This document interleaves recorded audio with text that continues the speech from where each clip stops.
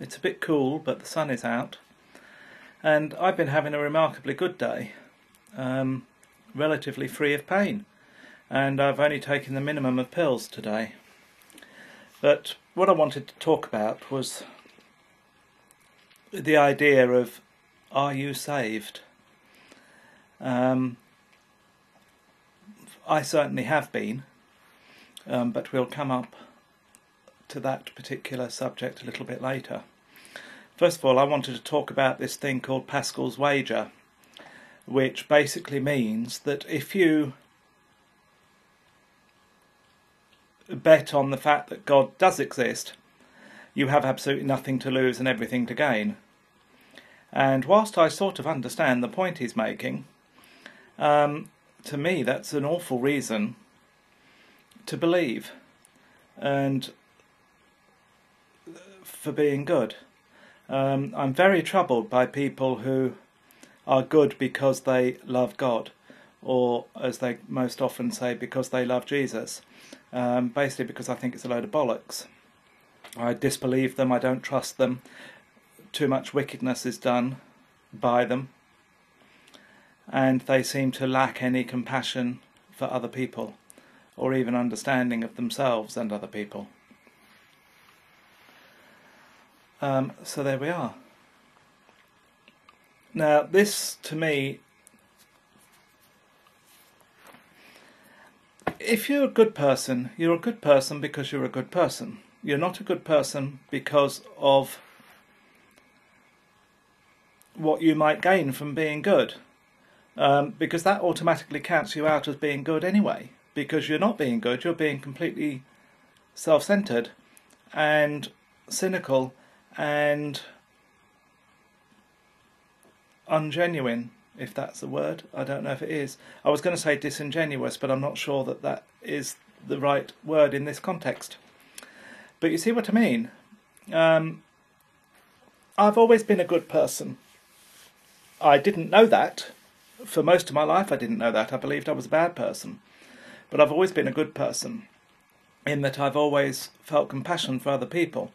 And the reason I don't do things that have negative consequences on other people is because I don't like to.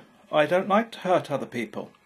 It hurts me to see people suffering. It hurts me to see animals suffering. And you could actually call that a non-altruistic, rather selfish reason to not hurt. And in the long run, everything we do for ourselves because we benefit.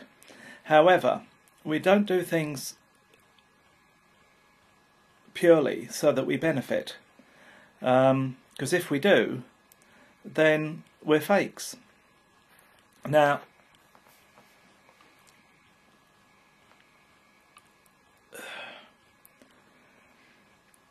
interestingly, I saw a program recently about whether we're born good or evil, and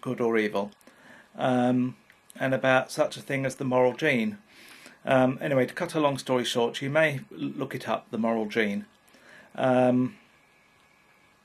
Basically, it seems that to have compassion and kindness towards other people is a natural inborn thing. And some people are born psychopathic, and they have parts of their brain not working, as proved by science yet again.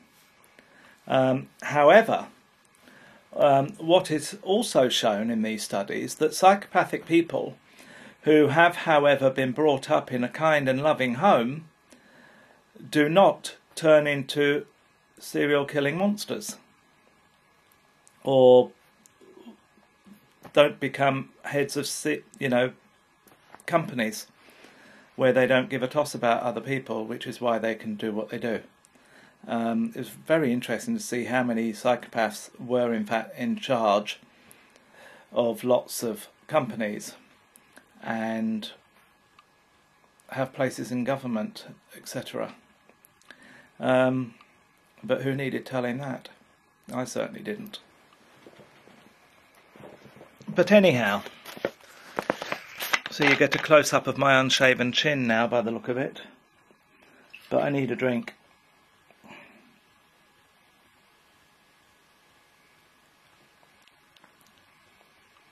So the very idea that you can have eternal bliss just by believing something that is really difficult to believe, well, nigh on impossible, unless you're a moron.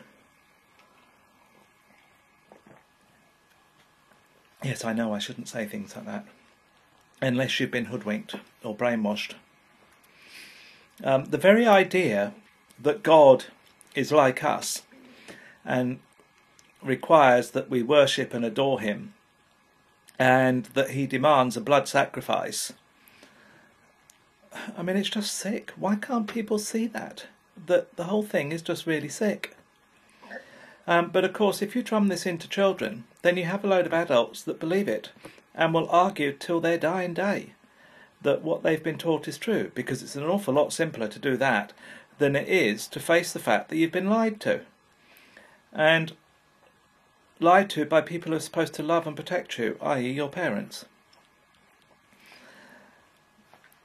There are all sorts of things we believe because we'd rather not believe the truth, because the truth hurts too much. But you know, if you do face the truth, yeah, it hurts, but afterwards you're free. And that's what I mean about me being saved. Because I was finally released from all of the crap I'd been taught. You know, I finally realised that it was perfectly okay to have my own ideas, and that, you know, there wasn't devil standing behind me convincing me to believe this nonsense. Or, sorry, convincing me to not believe this nonsense. Because that's what I was always taught, that I was either cracked or evil, and that I had a demon in me, or the devil whispering on my shoulder to disbelieve what I was being taught. And to do that to a child is really wicked. It's incredibly wicked, because to corrupt a child's brain, their ability to think, to my mind, is even worse than physically and sexually abusing them. It's obviously not worse than killing them, although sometimes I wonder at that, because there were many times in my life when I think I'd have much rather have been killed than put through what I went through.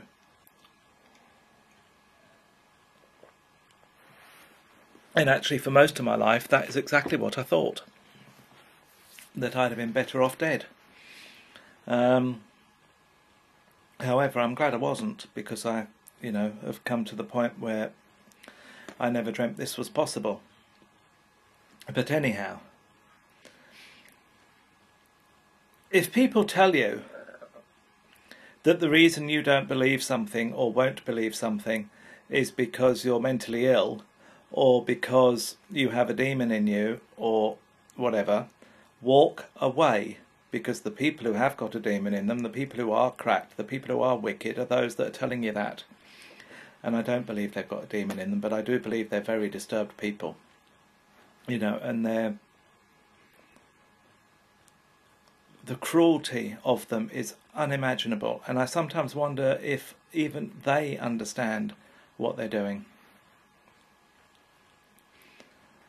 But, you know, you have Catholic priests still saying the same thing. You have elders of Protestant churches saying the same thing. You know, we were Roman Catholic first, then Jehovah's Witnesses, and then born again twits.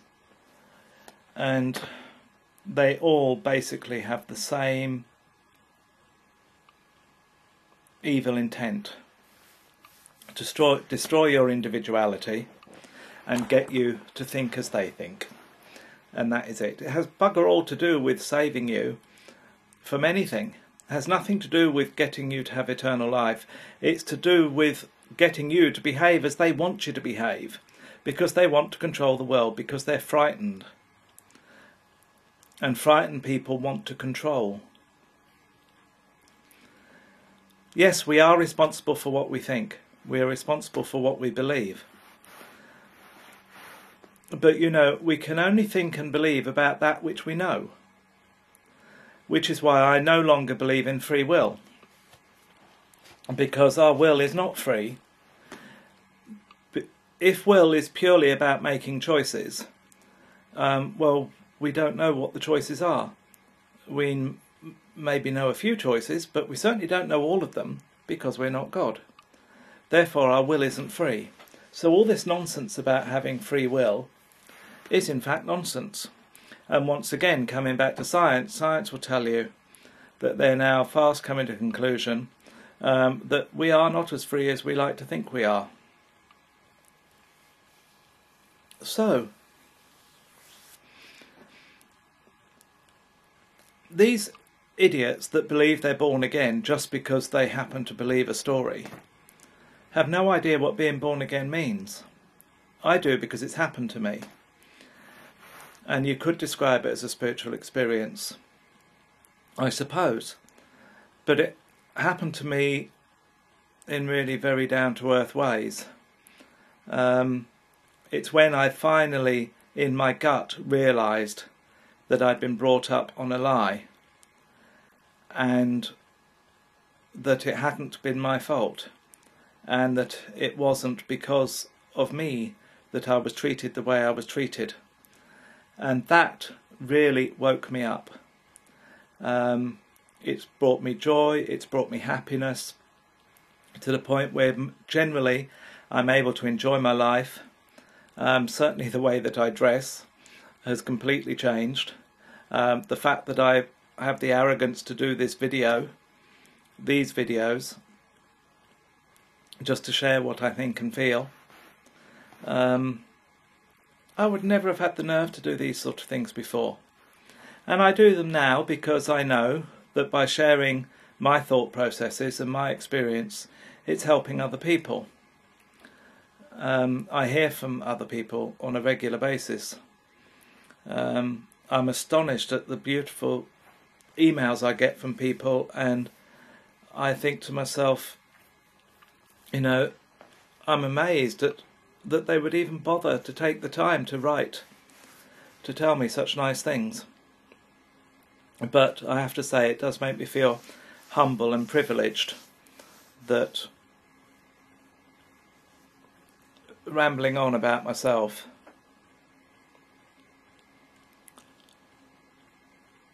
touches others.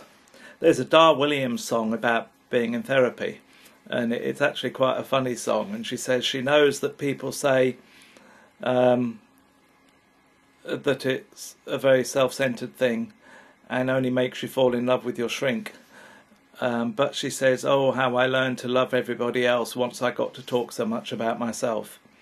And you know, that is really true, because the more you understand about yourself and how you work, and the more compassion you have for yourself, the more compassion and understanding you have for other people, it all comes back to you.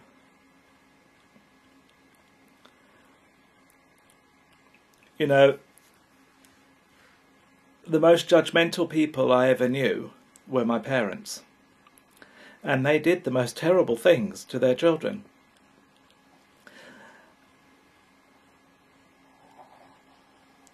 And I find that the least judgmental people are the kindest people.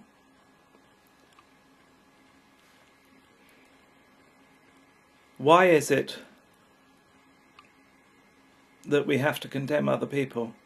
Why do we need to try and make ourselves feel better by putting others down? Because that's all we're doing. I'm not one of these people that think you shouldn't judge. You're a moron if you don't. Imagine someone comes and knocks on your door. Do you just let them in, or do you quickly judge?